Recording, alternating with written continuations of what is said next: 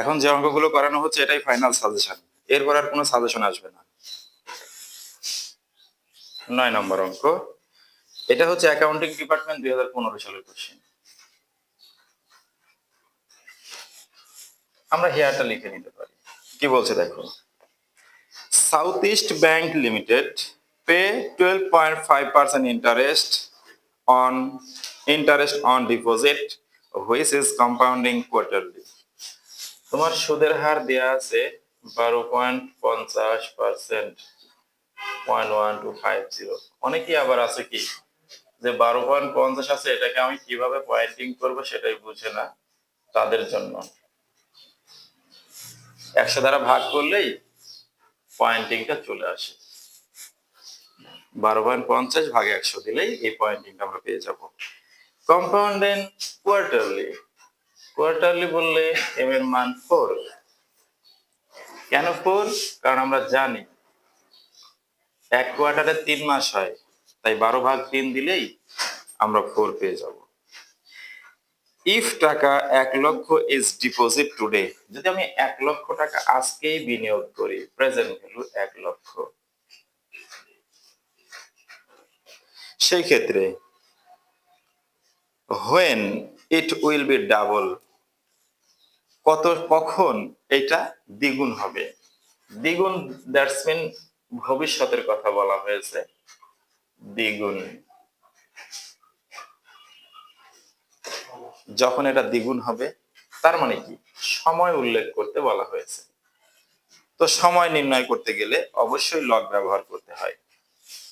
তো আমরা আসি আমাদের অঙ্কে, উই নো এফভি সমান পিভি 1 প্লাস আই ভাগ এম পর এনএম। আমরা সবসময় এফভির সূত্রটা ফেলানোর চেষ্টা করব, তাহলে কি সুবিধা হবে, একটা সূত্র মুখস্থ করে সবগুলো অঙ্কই সলভ করার একটা সুযোগ পাওয়া যাবে।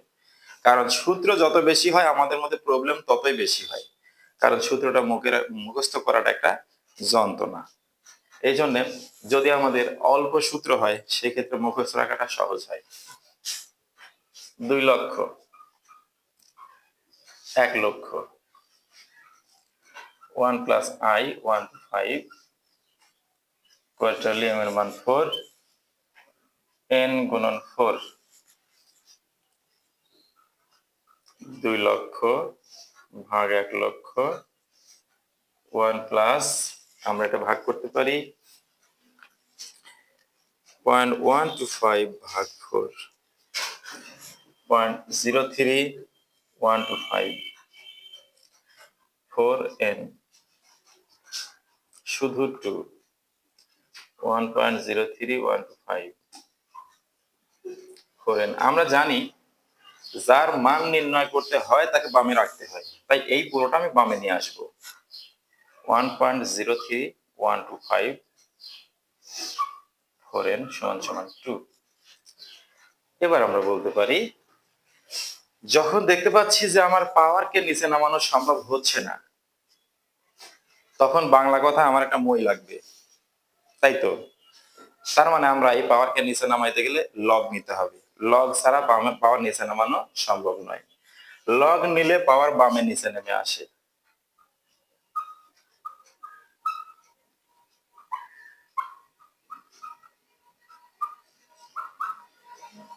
আমরা উভয় পক্ষে লগ নিয়ে পাই, হেয়ার এখানে লিখে দেব, টেকিং লগ বোথ সাইড, এইভাবে টেকিং লগ বোথ সাইড,